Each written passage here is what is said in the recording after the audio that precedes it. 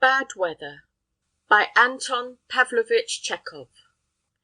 Big raindrops were pattering on the dark windows. It was one of those disgusting summer holiday rains which, when they have begun, last a long time, for weeks, till the frozen holiday-maker grows used to it and sinks into complete apathy. It was cold. There was a feeling of raw, unpleasant dampness. The mother-in-law of a lawyer called Kvashin and his wife, Nadezhda Philipovna, dressed in waterproofs and shawls, were sitting over the dinner-table in the dining-room. It was written on the countenance of the elder lady that she was, thank God, well-fed, well-clothed, and in good health, that she had married her only daughter to a good man, and now could play her game of patience with an easy conscience. Her daughter, a rather short, plump, fair young woman of 20, with a gentle, anemic face, was reading a book with her elbows on the table. Judging from her eyes, she was not so much reading as thinking her own thoughts, which were not in the book. Neither of them spoke. There was the sound of pattering rain, and from the kitchen they could hear the prolonged yawns of the cook. Kvashin himself was not at home. On rainy days he did not come to the summer villa, but stayed in town. Damp, rainy weather affected his bronchitis and prevented him from working. He was of the opinion that the sight of the grey sky and the tears of rain on the windows deprived one of energy and induced the spleen. In the town, where there was greater comfort, bad weather was scarcely noticed. After 2 games of patience, the old lady shuffled the cards and took a glance at her daughter.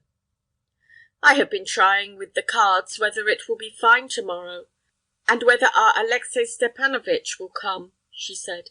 "It is 5 days since he was here. The weather is a chastisement from God." Nadezhda Philipovna looked indifferently at her mother, got up, and began walking up and down the room. "The barometer was rising yesterday," she said doubtfully, "but they say it is falling again to-day." The old lady laid out the cards in 3 long rows and shook her head. "Do you miss him?" she asked, glancing at her daughter. "Of course." "I see you do. I should think so. He hasn't been here for 5 days. In May the utmost was 2, or at most 3 days. And now it is serious, 5 days. I am not his wife, and yet I miss him. And yesterday, when I heard the barometer was rising, I ordered them to kill a chicken and prepare a carp for Alexei Stepanovitch. He likes them. Your poor father couldn't bear fish, but he likes it. He always eats it with relish." "My heart aches for him," said the daughter. "We are dull, but it is duller still for him, you know, mamma." "I should think so. In the law courts day in and day out, and in the empty flat at night alone, like an owl." "And what is so awful, mamma, he is alone there without servants. There is no one to set the samovar or bring him water. Why didn't he engage a valet for the summer months? And what is the use of the summer villa at all, if he does not care for it? I told him there was no need to have it. But no. 'It is for the sake of your health,' he said. And what is wrong with my health? It makes me ill that he should have to put up with so much on my account." Looking over her mother's shoulder, the daughter noticed a mistake in the patience, bent down to the table and began correcting it. A silence followed.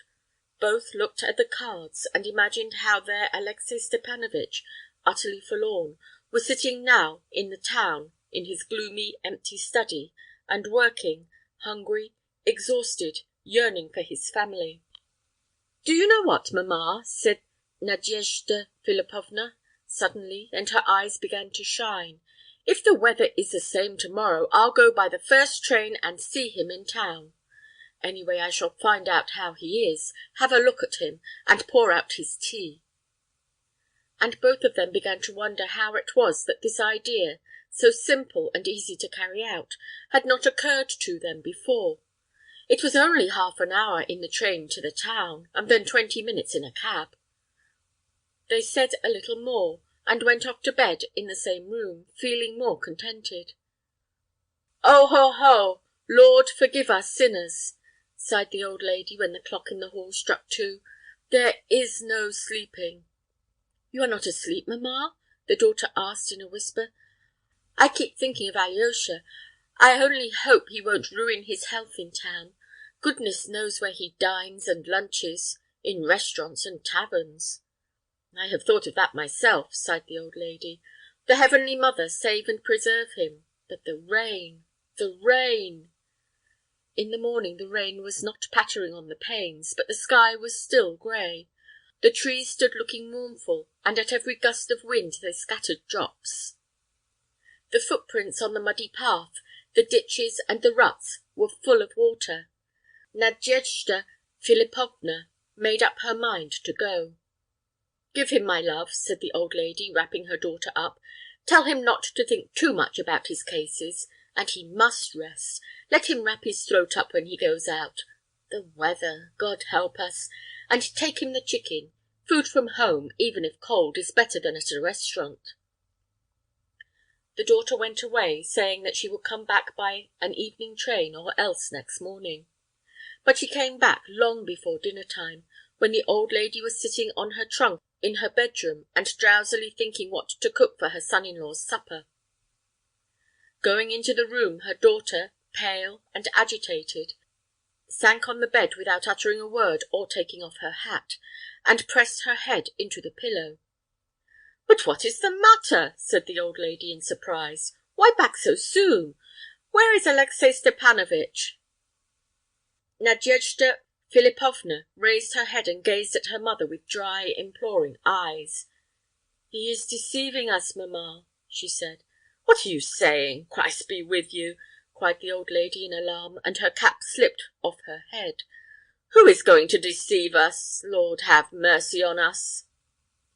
"He is deceiving us, mamma," repeated her daughter, and her chin began to quiver. "How do you know?" cried the old lady, turning pale. "Our flat is locked up.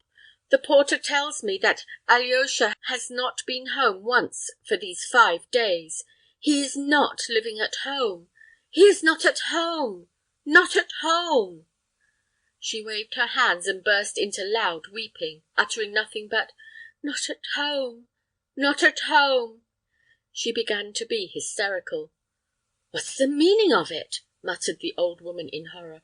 "Why, he wrote the day before yesterday that he never leaves the flat. Where is he sleeping? Holy saints!" Nadezhda Philipovna felt so faint that she could not take off her hat. She looked about her blankly, as though she had been drugged, and convulsively clutched at her mother's arms. "What a person to trust! A porter!" said the old lady, fussing round her daughter and crying. "What a jealous girl you are! He is not going to deceive you, and how dare he? We are not just anybody. Though we are of the merchant class, yet he has no right, for you are his lawful wife. We can take proceedings. I gave 20,000 roubles with you. You did not want for a dowry." And the old lady herself sobbed and gesticulated, and she felt faint too, and lay down on her trunk. Neither of them noticed that patches of blue had made their appearance in the sky, that the clouds were more transparent, that the first sunbeam was cautiously gliding over the wet grass in the garden, that with renewed gaiety the sparrows were hopping about the puddles which reflected the racing clouds. Towards evening Kvashin arrived. Before leaving town he had gone to his flat, and had learned from the porter that his wife had come in his absence. "Here I am," he said gaily, coming into his mother-in-law's room, and pretending not to notice their stern and tear-stained faces. "Here I am. It's 5 days since we have seen each other." He rapidly kissed his wife's hand and his mother-in-law's, and with the air of a man delighted at having finished a difficult task, he lolled in his armchair. "Oh!" he said, puffing out all the air from his lungs. "Here I have been worried to death. I have scarcely sat down. For almost 5 days now I have been, as it were, bivouacking. I haven't been to the flat once, would you believe it?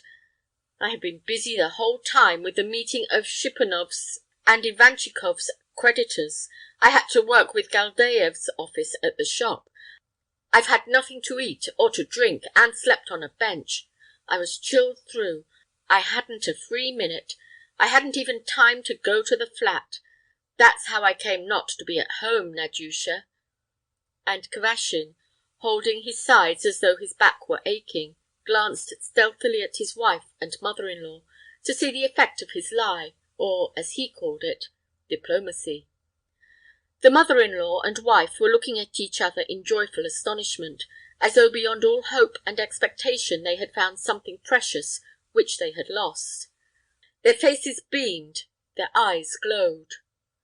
"My dear man," cried the old lady, jumping up, "why am I sitting here? Tea! Tea at once! Perhaps you are hungry." "Of course he is hungry," cried his wife, pulling off her head a bandage soaked in vinegar. "Mamma, bring the wine and the savories. Natalia, lay the table. Oh, my goodness, nothing is ready." And both of them, frightened, happy, and bustling, ran about the room. The old lady could not look without laughing at her daughter, who had slandered an innocent man, and the daughter felt ashamed. The table was soon laid.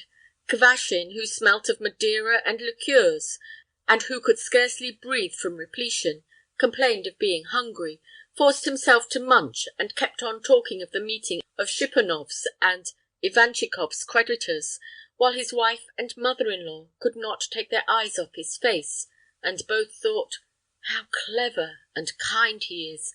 How handsome!" "All serene," thought Kvashin as he lay down on the well-filled feather-bed. "Though they are regular tradesmen's wives, though they are Philistines, yet they have a charm of their own, and one can spend a day or two of the week here with enjoyment."